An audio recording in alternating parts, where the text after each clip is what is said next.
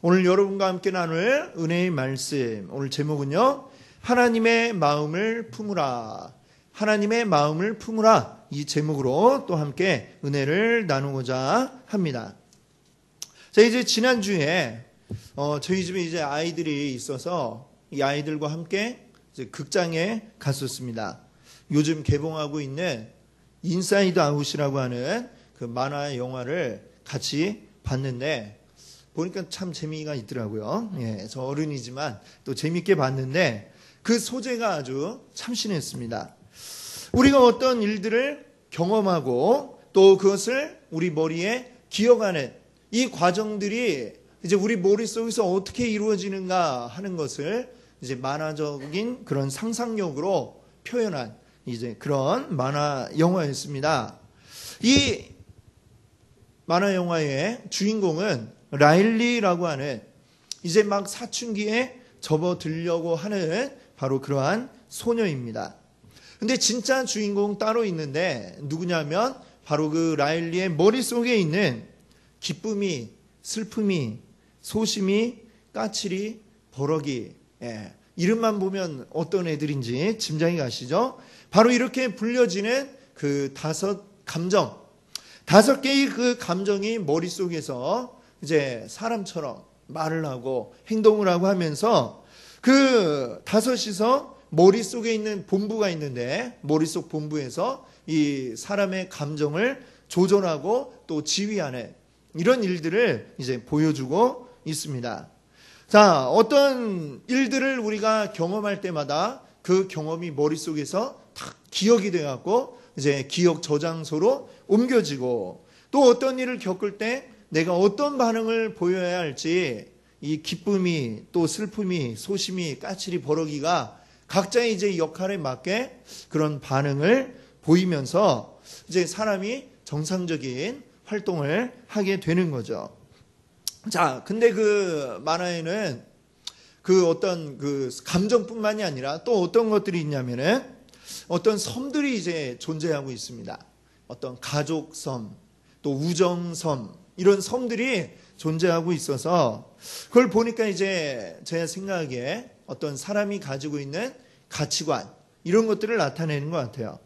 근데 그 가치관에 맞지 않는 행동들을 내가 하게 되면 그 섬이 막 우르르 하면서 무너져 내려버리는 그런 것들이 나타나고 있습니다.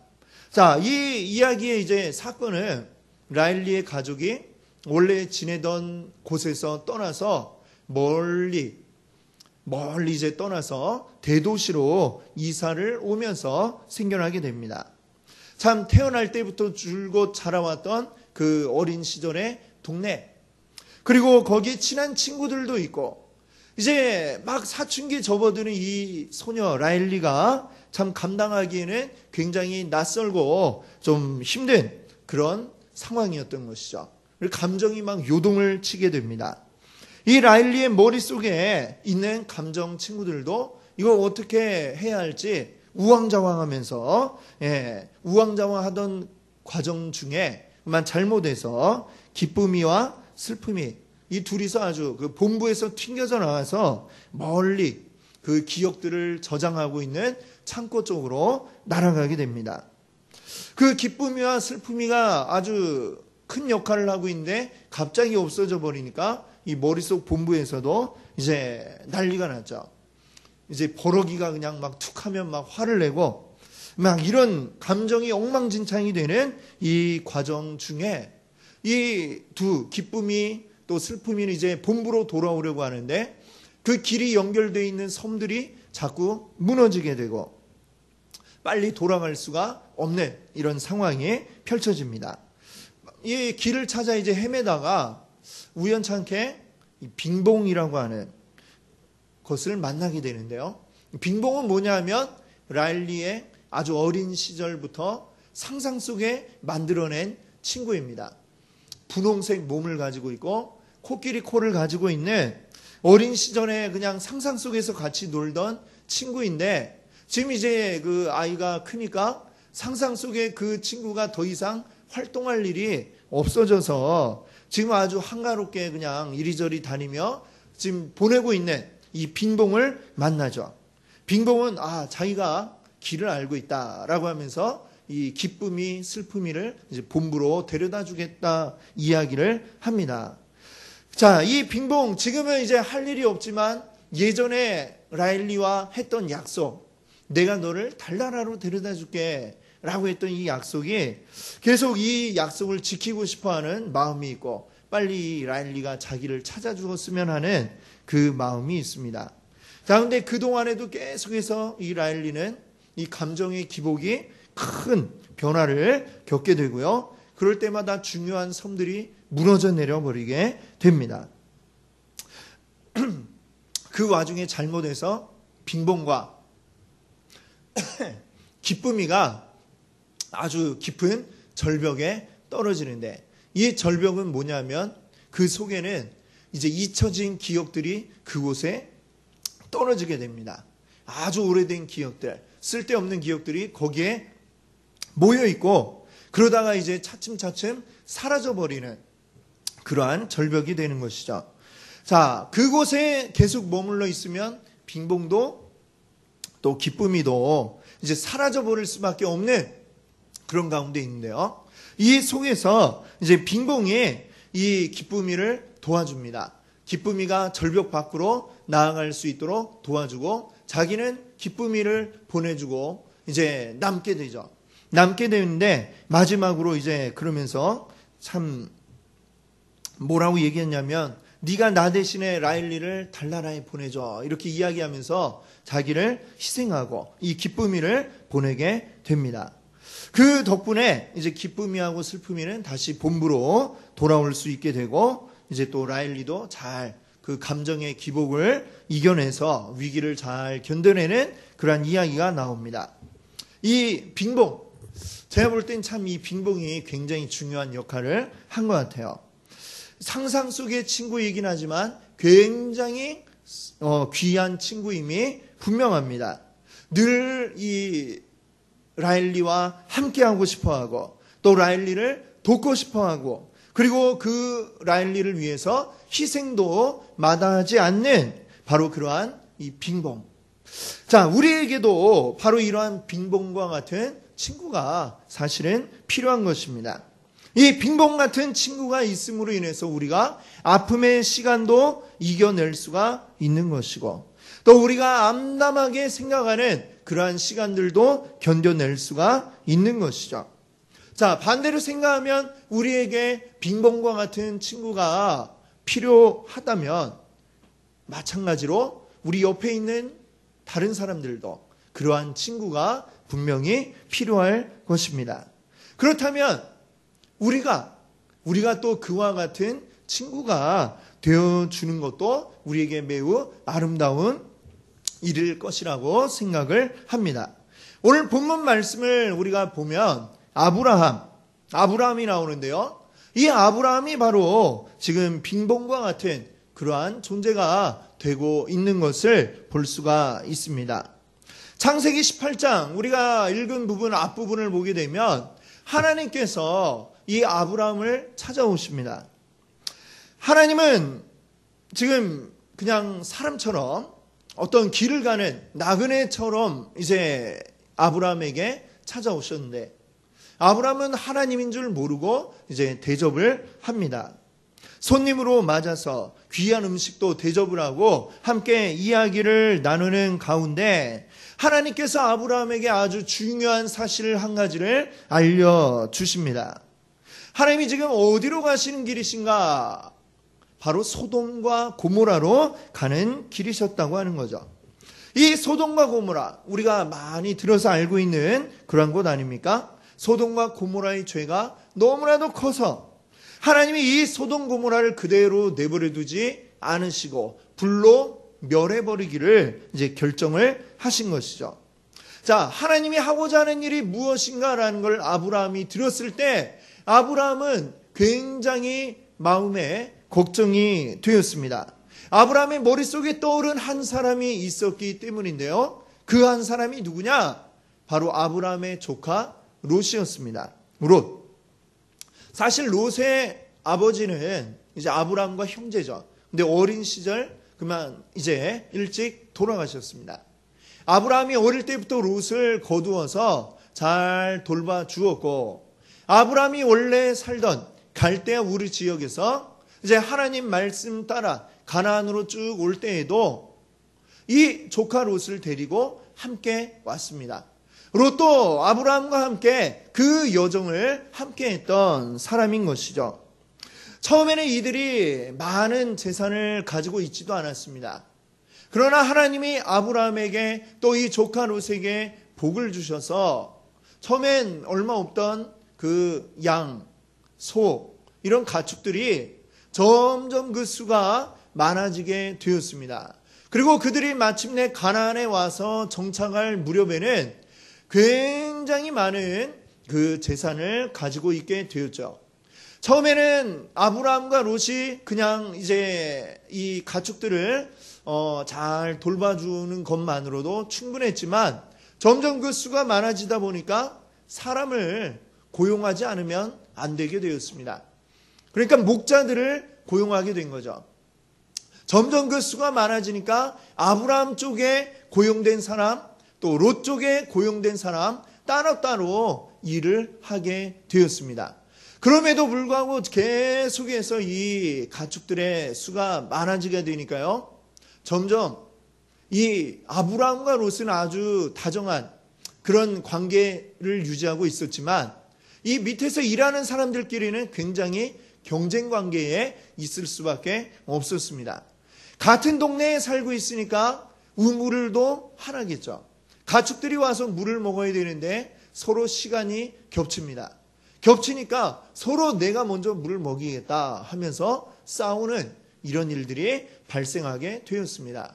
자, 그런 이야기들, 서로 롯의 그 일하는 사람들, 아브라함의 일하는 사람들이 서로 다투었다, 싸웠다, 이런 소식들이 자꾸 이제 들려오기 시작합니다. 아무래도 아브라함이 삼촌이니까 이 문제를 해결해야 되겠다, 내가 먼저 얘기를 해야 되겠다, 이야기를 하게 됩니다. 롯을 불러서 이제 이야기를 합니다.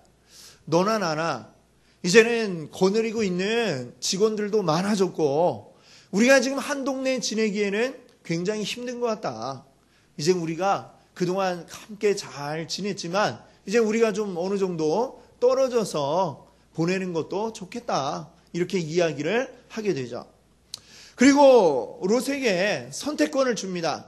네가 먼저 골라라.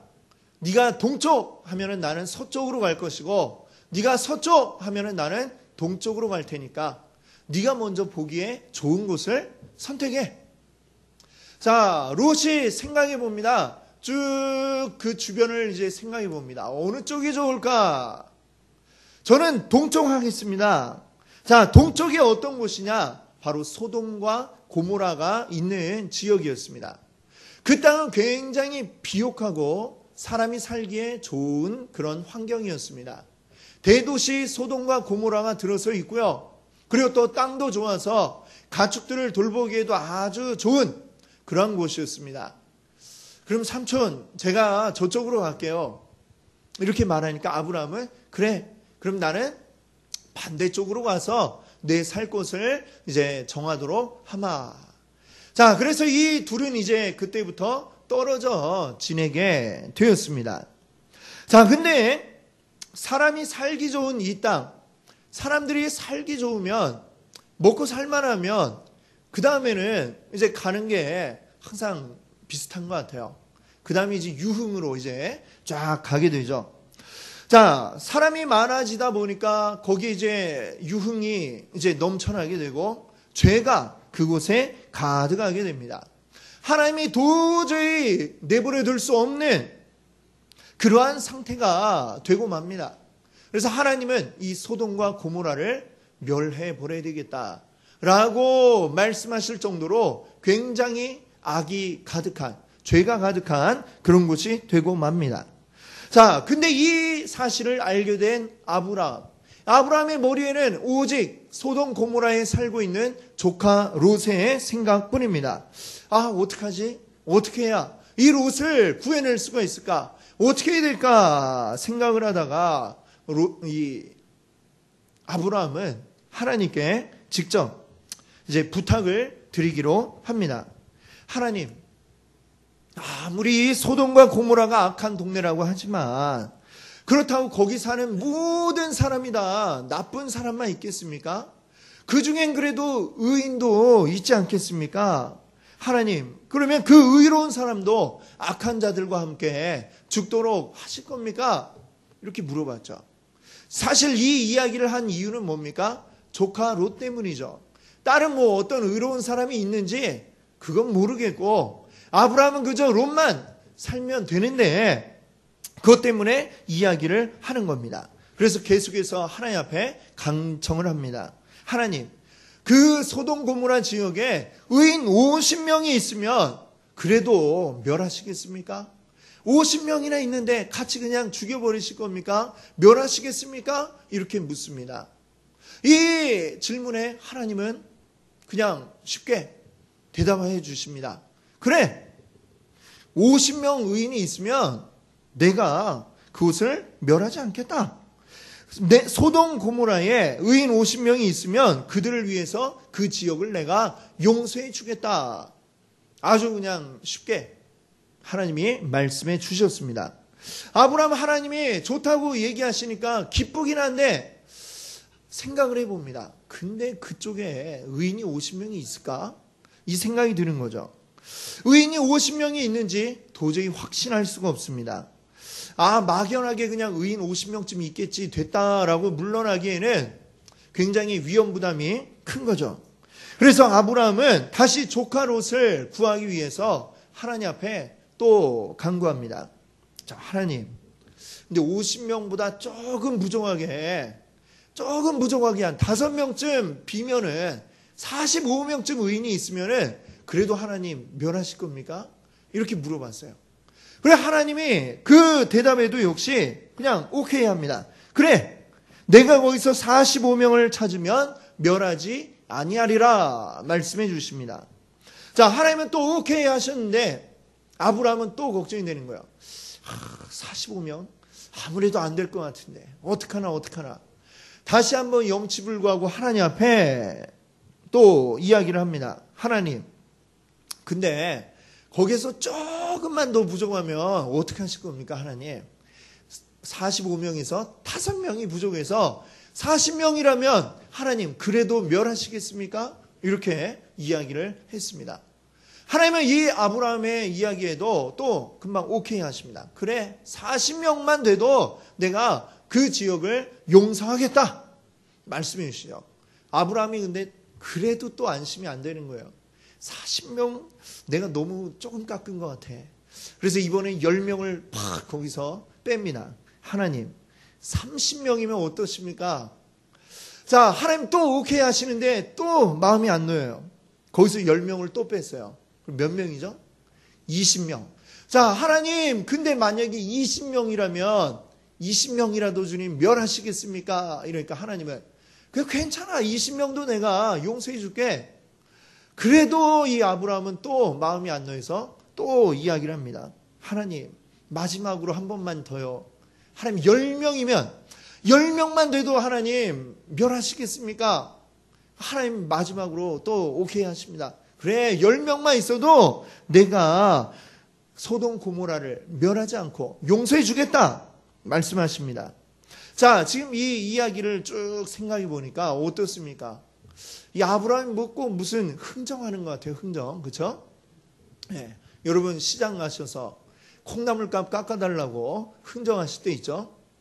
저도 예전에 이제 그 캄보디아에 이제 단기 선교를 갔을 때 이제 단기 선교 활동을 하고 그 다음에 또 이제 그 유명한 데가 있잖아요. 그 뭐죠? 앙코르와트, 그렇죠? 거기를 이제 또 한 이틀 가게 되었습니다. 갔는데 거기는 차에서만 내리면 사람들이 확 와요. 예, 어린 아이들인데 보면은 뭐 그 중에 보니까 한국어로 적힌 옷도 입은 아이들도 있고 뭐 다 이제 어려운 아이들이겠지만 와서 하는 말이 딱 그 한마디예요. $1 하면서 막 들이밉니다. 예, 뭘 들이미냐면은 뭐 이제 손목에 이제 하는 뭐 팔찌 비슷한 뭐 이렇게 만든 건데 그리고 이제 몇 개씩 이제 들고 $1 딱 얘기를 합니다. 근데 이제 그 고지고대로 사면은 굉장히 손해를 봅니다. 예, 처음에는 한 3개 준다고 그래요. $1에. 그러면 3개, 더 달라고. 이렇게 얘기를 하면은 좀 더 이제 더 써요. 한 5개. 그 5개 정도 이제 $1를 주고 딱 이제 사갖고, 기쁘다. 기쁜 마음으로 이제 딱 돌아왔는데, 나 이거 5개 샀어. 막 이러는데, 어떤 사람이 그러는 거예요. 나 10개 받았는데. 예. 그래갖고 막, 그때부터 억울해하고 이랬던 적이 있습니다. 이 흥정하는 거죠. 막 처음에 그냥 바로 하면 안 될 것 같으니까 처음에 그냥 세게 부르고 그 다음에 계속해서 깎아나가는 이런 흥정. 지금 아브라함이 보니까 꼭 하나님 상대로 흥정하는 것 같아요. 무슨 장사하는 것도 아닌데 계속 50명, 45명, 40명 깎고 해갖고 10명까지 깎았으니까 뭐 아브라함이 이거 장사 잘하는 건가요? 자, 그런데 우리가 봐야 할 것이 있습니다. 아브라함이 왜 이렇게 계속해서 50명에서 10명까지 깎아 내려갈 수밖에 없었느냐? 이 흥정하는 게 아니죠. 사실은 누구 때문에 이러는 겁니까?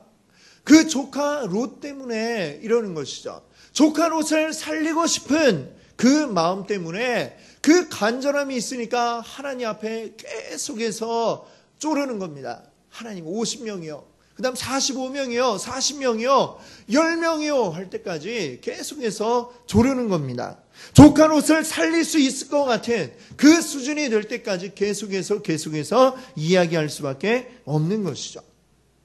사랑은 사람을 담대하게 만드는 것입니다.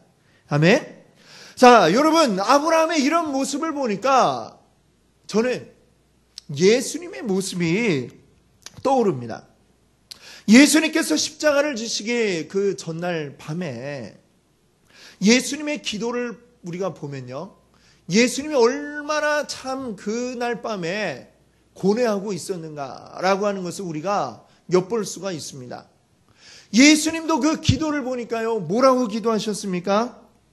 아버지, 이 잔을 내게서 거두어 주십시오.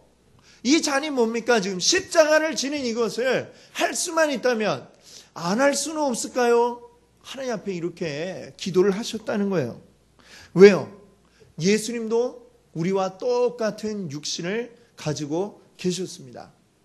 때리면 아프고 창으로 찌르면 피 나오고 우리와 똑같은 육신입니다. 예수님도 아픔을 똑같이 느끼시고 또 예수님도 똑같이 우리처럼 두려운 마음을 가지고 계신 것입니다. 그러나 예수님은 그 두려움을 이겨내셨죠. 어떻게 이겨내셨습니까? 하나님께 대한 순종, 그리고 우리에 대한 끝없는 사랑의 힘으로 그 두려움을 이겨내셨던 것입니다. 그리고 예수님은 담대하게 그 십자가를 받아들이셨던 것이죠. 예수님 기도가 처음에는 이 잔을 내게서 거두어 주옵소서 하시다가 결국에는 어떻게 끝납니까? 그러나 내 뜻대로 마시고 아버지 뜻대로 하세요. 이렇게 기도하지 않으셨습니까?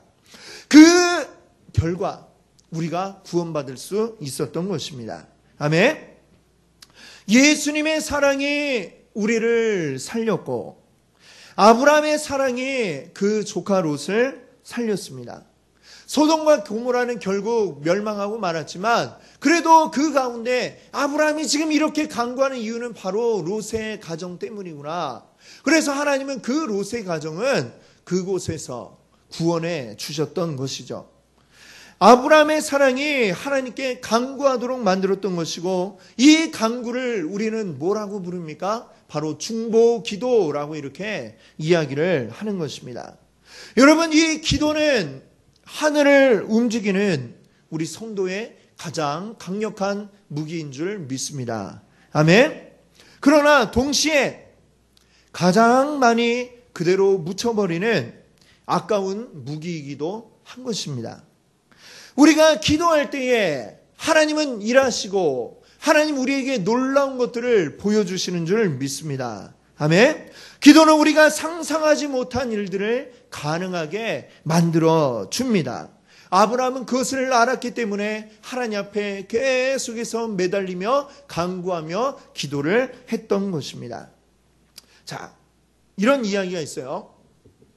어떤 큰 상가 건물에 그 건물 꼭대기층에 교회가 있었습니다. 근데 그 교회 바로 아래층에 나이트클럽이 들어오게 되었습니다. 나이트클럽이 들어와갖고 밤마다 쿵쾅쿵쾅쿵쾅쿵쾅 하면서 하니까 이 교회 성도들이 기도를 하다가 이 교회에서 이제 기도를 하다가 자꾸 막 몸이 들썩거리고 이렇게 되니까 도대체 은혜가 안 되고 이거 어떻게 해야 되냐. 교회를 가려고 오는데 자꾸만 이 중간에 나이트클럽이 보이고 하니까 자꾸만 이 마음이 혼란스러워지고 이런 것이었습니다. 그래서 이 교회에서는 우리가 기도합시다. 이 나이트클럽 우리가 기도해서 나이트클럽이 사라져버리게 우리가 간절히 기도합시다. 그래서 밤마다 이 성도들이 모여갖고 막 기도를 했어요. 저 나이트클럽 사라지게 하여 주옵소서 막 기도를 했는데 그러던 어느 날 이 나이트클럽에 불이 났습니다. 불이 나갖고 다행히 불이 건물 전체로 번지진 않았지만 나이트클럽이 그냥 싹 다 타버리고 안에 인테리어며 여러 가지 집기들이 다 불에 타버려서 더 이상 영업을 할 수가 없는 그런 상태가 되어버렸습니다. 자, 근데 이 나이트클럽 사장이 어떤 얘기를 들었냐면 바로 위에 교회에서 맨날 모여서 이 나이트클럽 사라지게 해달라고 기도했다는 얘기를 들은 거예요. 그리고 화가 나갖고 이 사람들 때문에 이 나이트클럽이 망했네. 고소를 해버렸습니다. 고소를 해갖고 이 사람들이 기도해갖고 우리가 망했습니다. 이거 손해배상 받게 해주세요. 고소를 딱 한 거예요. 자, 그래서 재판이 이제 딱 열렸어요.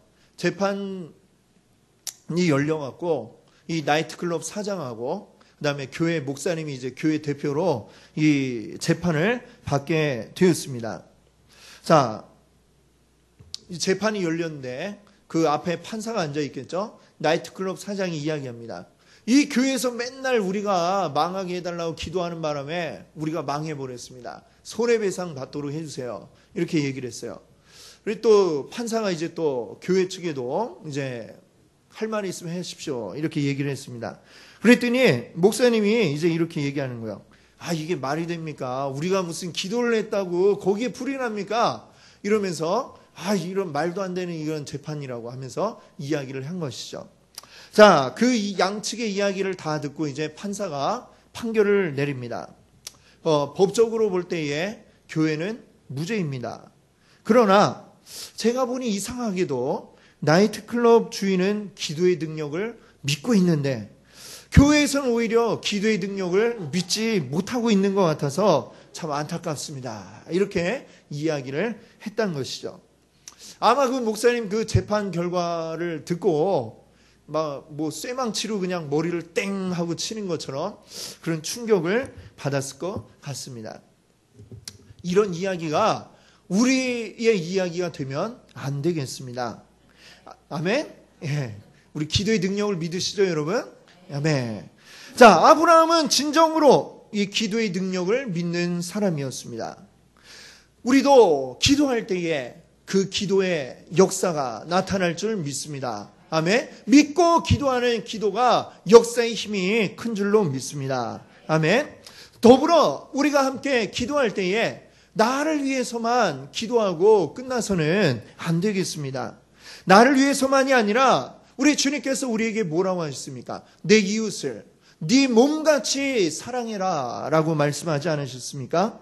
우리 이웃들을 위해서 여러분들 중보의 기도를 하시는 여러분들 되시기를 바랍니다. 아멘. 남을 위해서 타인들을 위해서 사랑으로 기도할 수 있는 것은 주님이 먼저 우리를 사랑하셨기 때문인 줄 믿습니다. 아멘. 주님이 먼저 우리를 사랑해 주셔서 그 사랑을 우리에게 보여주셨기 때문에 주님 닮아야 하는 우리도 역시 사랑해야 할 줄로 믿습니다. 아멘. 우리도 다른 이들을 위해서 사랑으로 간절히 기도하면 능력이 나타날 줄 믿습니다. 아멘. 오늘 우리 하나님께서 우리를 사랑해 주신 것, 여러분들 기억하시고 감사하는 여러분들 되시기를 바랍니다. 그리고 그 사랑, 감사한 마음으로 또 이 사랑을 가지고 여러분의 이웃들을 마음에 품고 간절히 기도하시는 여러분들 되시기를 바랍니다. 아멘. 함께 기도합니다.